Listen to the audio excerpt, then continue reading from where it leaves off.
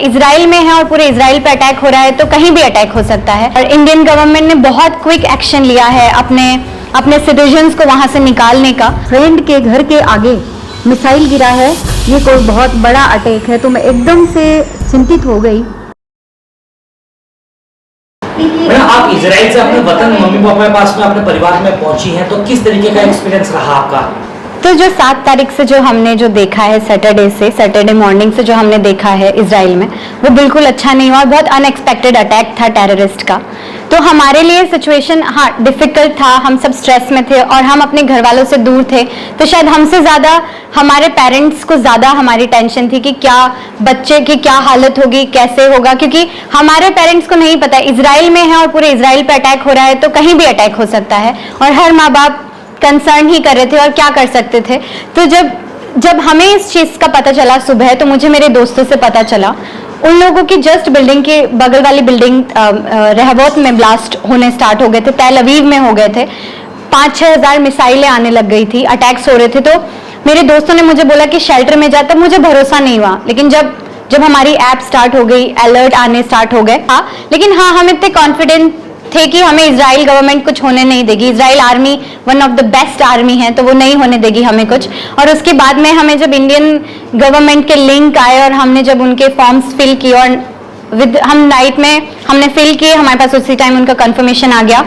और Indian government ने बहुत क्विक एक्शन लिया है अपने सिटीजन्स को वहाँ से निकालने का, और निकाल ही रहा है। तो हमें बहुत अच्छा लगा ये जो उन्होंने हमारे लिए किया या जो कर रहे हैं वो अभी हमारे लिए। ये बहुत अच्छा ऑपरेशन उन्होंने स्टार्ट किया, ऑपरेशन अजय। मेरा नाम है आंचल, मैं न्यूरो साइंस PhD की स्टूडेंट हूँ अरियल यूनिवर्सिटी में। मैं विमला मेहरिया, आंचल की मम्मी।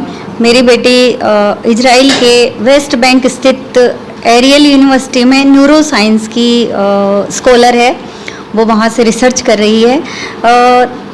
7 अक्टूबर शनिवार के दिन बहुत सुबह ही इजराइल पर हमले होने शुरू हो गए थे। मेरी बेटी ने मेरे को कॉल किया लगभग 10:30 से 11 के बीच में। मैं स्कूल में थी, तो इसने कहा कि मम्मी मेरी फ्रेंड के घर के आगे मिसाइल गिरा है, ये कोई बहुत बड़ा अटैक है। तो मैं एकदम से चिंतित हो गई।